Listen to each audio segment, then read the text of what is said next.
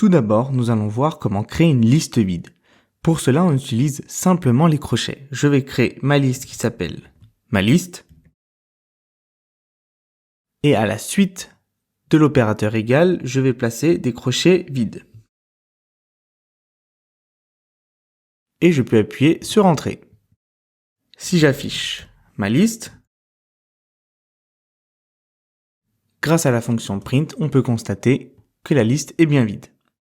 Maintenant, voyons comment créer une liste avec des valeurs par défaut.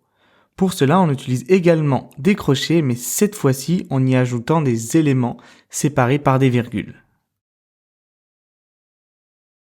Ma liste égale. J'ouvre les crochets et je place des éléments séparés par des virgules. A, B, C et D. Ça suffira. Cette fois-ci, si j'affiche ma liste, on aura bien une liste contenant plusieurs éléments. Voyons maintenant la notion d'index. La notion d'index est très importante pour travailler avec les listes. Chaque élément dans une liste est associé à un index qui commence toujours par 0. Du coup, l'index pour la lettre A, c'est 0. Ensuite, 1, 2, 3, etc. si on avait d'autres éléments. Pour récupérer un élément d'une liste, on utilise les crochets et en indiquant l'index de l'élément.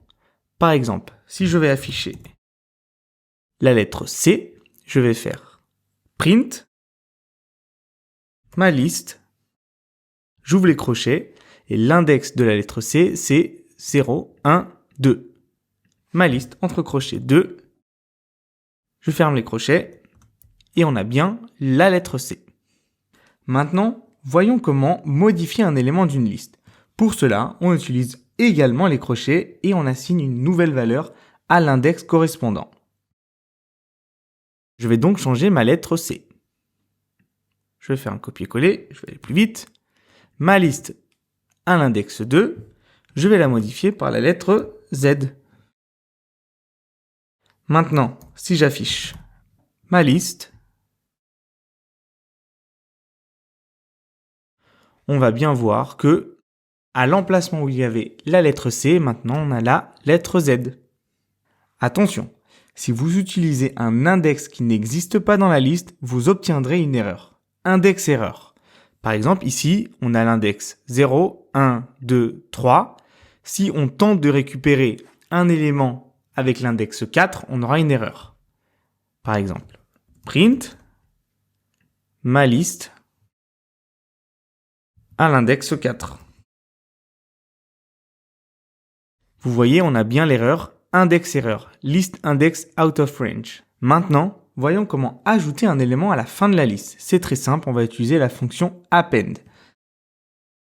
Ma liste, point append, et entre parenthèses, on met l'élément qu'on va ajouter à la fin. Ça sera la lettre E. Affichons la nouvelle liste. Et on a bien E à la fin de la liste. Maintenant que vous savez comment ajouter un élément, il faut voir comment supprimer un élément. Pour cela, on a deux méthodes. La fonction remove qui supprime l'élément qu'on va placer entre parenthèses. Par exemple, on va supprimer l'élément Z. On fait ma liste, point remove, et entre parenthèses, la lettre Z qu'on veut supprimer. Affichons la nouvelle liste. Et on voit bien que la lettre Z a disparu. On peut aussi utiliser la commande del qui supprime l'élément à l'index spécifié. Par exemple, on va supprimer l'élément qui se trouve à l'index 0. Del, plus loin, ma liste, crochet 0. De la même manière, j'affiche la liste mise à jour et on peut remarquer que la lettre A disparu. Enfin, il est intéressant de noter que les chaînes de caractères fonctionnent un peu comme des listes, dans le sens où chaque caractère a un index associé. On peut donc utiliser les crochets pour récupérer un caractère spécifique d'une chaîne. Par exemple, si je crée la chaîne de caractères Hello World,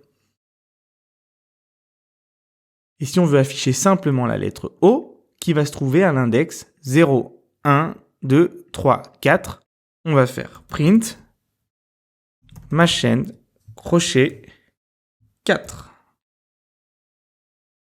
Et on a bien la lettre O.